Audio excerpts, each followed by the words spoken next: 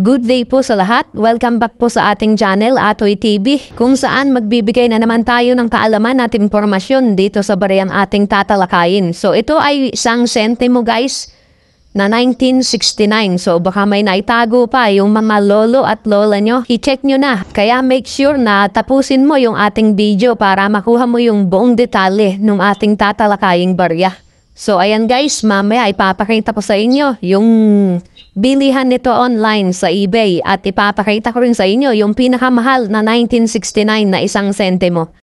At syempre pupunta muna tayo sa Endat Numista, ang isa sa mga legit na pinagbabasihan ng mga coin collector. Ito pong isang sentimo guys na 1969. Ito po ay standard circulation coin. So ginamit po ito ng ating mga lolo at lola. So ito po ay may taong 1967 to 1974. Ang value po nito ay 1 sentimo. Ang currency niya ay piso. At ang composition ng bariyang ito guys ay aluminum. Yan, 95% aluminum, 5% magnesium. So, yan po yung kanyang composition at may bigat po ito na 0.5 grams. So, napakagaan lang guys nung barya natin na to. At ito ay may diameter na 15.25 mm. Thickness na 1.37 mm. At ang shape ay round. Ang technique ay milled. At ang orientation nito guys ay coin alignment. At na-demonetize ang bariyang ito guys noong January 2, 1998. So, yan po yung features nung ating barya na isang sentimo. At ngayon nga guys ay dadapo tayo sa ubers nung bariyang ito. At ang makikita natin dito guys sa ubers. So, ito yung ubers nito guys. So, baligtad kung i-compare natin sa BSP. Sa BSP, pag sinabi nating ubers, so, ito yun, yung may ulo. Pero ito guys, ang ubers nito ay ito. So, ang makikita natin dito guys, ang coat of arms ng Pilipinas. At ang kanyang script guys, Latin. At mababasa natin dito ang lettering nito dito. Ayan, Republika ng Pilipinas. So, mababasa natin dyan yan. At dito naman sa bandang ibaba guys, dito, Republika ng Pilipinas din ang mababasa natin dyan. At ang kanyang mint year, ayan, na 1969. So, ayan po yung makikita natin dito sa ubers ng bariyang ito. At dito naman sa reverse, so ayan, makikita natin ang left-facing head ni Lapu-Lapu. So, ayan, at ang lettering nito dito sa bandang itaas guys, ayan, isang sentimo. At dito naman sa harapan niya ay number 1. At dito naman sa bandang ibaba, ayan, Lapu-Lapu. So, ito po yung kanyang pangalan, si Lapu-Lapu. Isang sentimo. So, ayan po ang makikita natin sa reverse ng ating barya. At ngayon nga ay dumako tayo sa collector's value ng ating hawak na 1969. So, ito pong 1969 guys, may frequency na 59%. So, napakalaki guys. At ang kanyang collector's value sa very good condition, 6 pesos and 30 centavos. At sa fine condition naman, very fine at extra fine. At AU condition. So, sa lang silang apat guys, 22 pesos. At sa uncirculated naman guys, 25 pesos. So, iyan po yung record dito sa Numista. At masasabi nating ito ay common lang. Yung hawak natin na circulated na 1969. Dahil may frequency siya na 59%. So, napakalaki nun guys. At masasabi natin talagang common lang itong 1969. Pero guys, gaya nga ng sinabi ko kanina, merong 1969 na napakamahal. So, iyon po yung pinakamahal na 1969.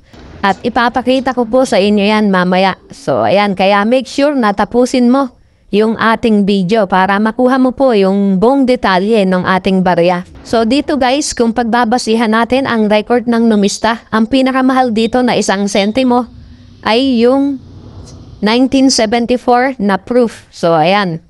At may frequency lang siya na 1.1%. So napakaliit nun guys. At makikita naman natin yan sa mga proof set. So ito po yun. So ayan. At gaya nga ng sinabi ko guys, ipapakita ko sa inyo yung bilihan nito online sa eBay at yung pinakamahal na 1969.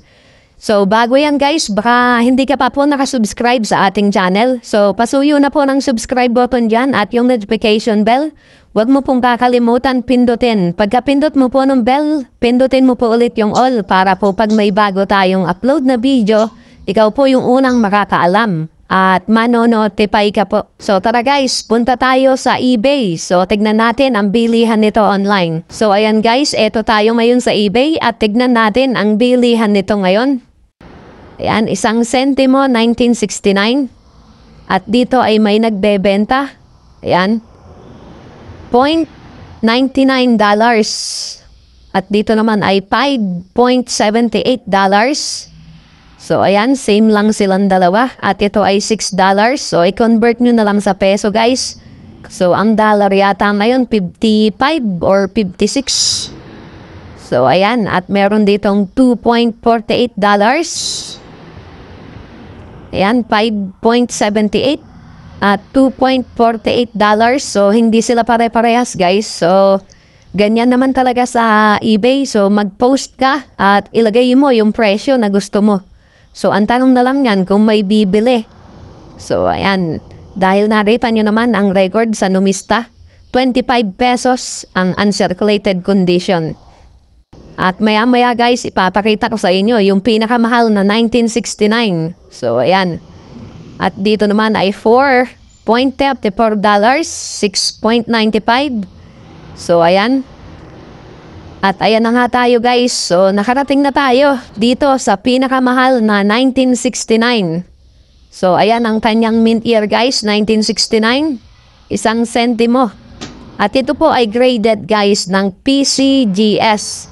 So ayan, at may grade siya na MS68. So malaki-laki yan guys. So mataas-taas yung kanyang grade guys, MS68.